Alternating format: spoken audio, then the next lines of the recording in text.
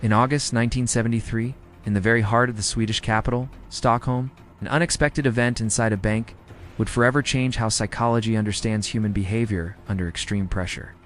What started as an improvised heist quickly spiraled into one of the most studied episodes in modern history, giving birth to a concept that would cross decades, borders, and entire fields of knowledge: Stockholm Syndrome. But what really happened inside that vault? Why did people held against their will begin to defend the very person who controlled their fate? And more importantly, how did a series of critical institutional decisions contribute to the escalation of the situation, inadvertently strengthening the bond between captor and captive?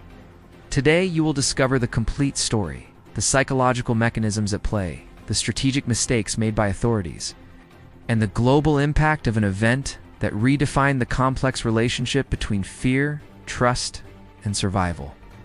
To truly understand this episode, we have to travel back in time. Sweden, in the 1970s, was widely seen as a global model of stability. It was the gold standard for social welfare, a society built on institutional trust, and a country with an incredibly low incidence of serious conflicts. Stockholm, its capital, was the embodiment of order, predictability, and everyday safety. Life was calm, organized, and, for the most part, uneventful. Therefore, when a violent event occurs in a space considered absolutely ordinary and safe for bank in the middle of a bustling city, the collective psychological shock is immediate and profound. No one, not the public, not the media, and certainly not the authorities, was prepared for what was about to unfold. It began on an apparently ordinary Thursday morning. An individual, armed and disguised, enters a financial institution located in Norrmalmstorg Square in central Stockholm. In an instant, the peaceful routine of the bank is shattered. Gunshots are fired into the ceiling, and 4 employees are taken hostage. The space, once neutral and functional, is instantly transformed into a claustrophobic environment of constant tension and uncertainty. Outside, the news spreads like wildfire, and authorities are immediately alerted, surrounding the building. But inside, a far more complex psychological game begins, where words, gestures, and decisions take on life or death importance. Time starts to stretch and distort. Hours blur into days. And within the confines of the bank vault, something entirely unexpected starts to emerge in the human relationships between the captor and the people he holds. When human beings are placed in extreme high-stress situations for an extended period, the brain shifts into a powerful adaptation mode. It's a survival mechanism. Small gestures begin to carry immense meaning. A less aggressive word, a blanket offered against the cold of the vault, a promise of protection from external threats. Gradually, some of those held inside begin to see their captor not just as a one-dimensional threat, but as a paradoxically predictable figure in a world that has become terrifyingly unpredictable. Meanwhile, the actions of the authorities outside start to generate intense insecurity inside. The police's strategies, which felt aggressive and impersonal, were perceived as a greater danger than the person they were physically with. Fear was no longer coming only from within the vault. It was also coming from the outside. The decisions made by the Swedish authorities during this 6-day ordeal are, to this day, widely debated and criticized. There were significant communication failures between negotiators and the tactical units. Contradictory orders were given, creating confusion and heightening the tension. But perhaps the biggest mistake was a profound lack of strategic empathy. The authorities treated the situation as a purely tactical problem, failing to understand the rapidly developing psychological dynamics inside the bank. For those confined, every external action, snipers on rooftops, the refusal of the captor's demands, the threat of a gas attacks, seemed to increase the perceived risk to their lives. The result was a natural, albeit counterintuitive, psychological shift.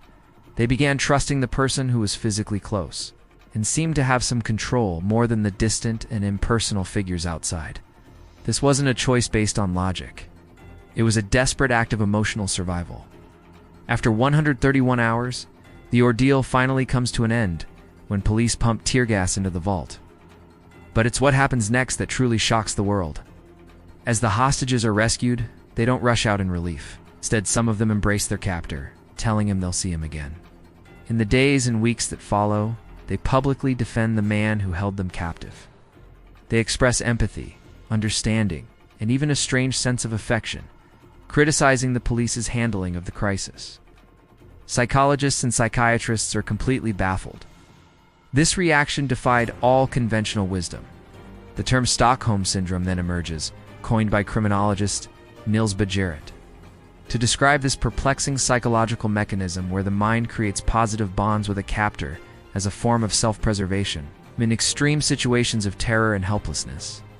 Today, modern psychology understands this phenomenon not as a syndrome in the medical sense, but as a complex adaptive response of the brain.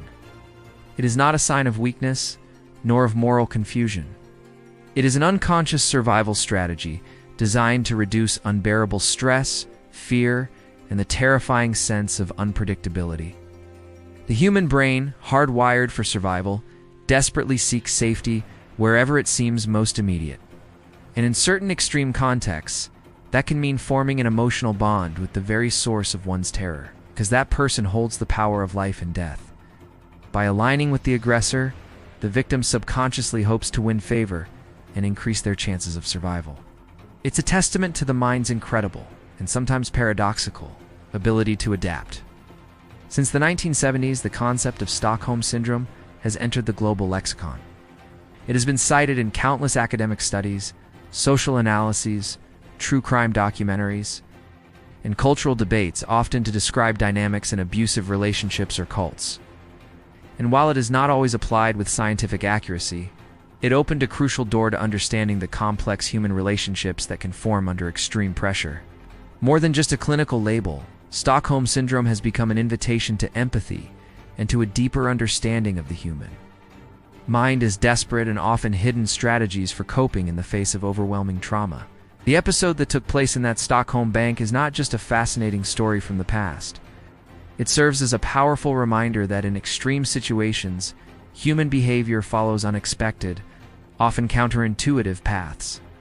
It also teaches us a vital lesson about crisis management, that institutional decisions, clear communication, and strategic empathy are not just tactical tools. They can fundamentally shape the psychological outcome for dozens of lives. To understand this phenomenon is not just to study a historical event. It is to gain a deeper insight into the resilience and complexity of ourselves. If you've made it this far and found this story as fascinating as I do, show your support by liking this video. Share it with anyone interested in psychology, history, and the depths of human behavior. And don't forget to subscribe to the channel to continue exploring the major events that have shaped our world and the human mind. Thanks for watching, and I'll see you in the next video.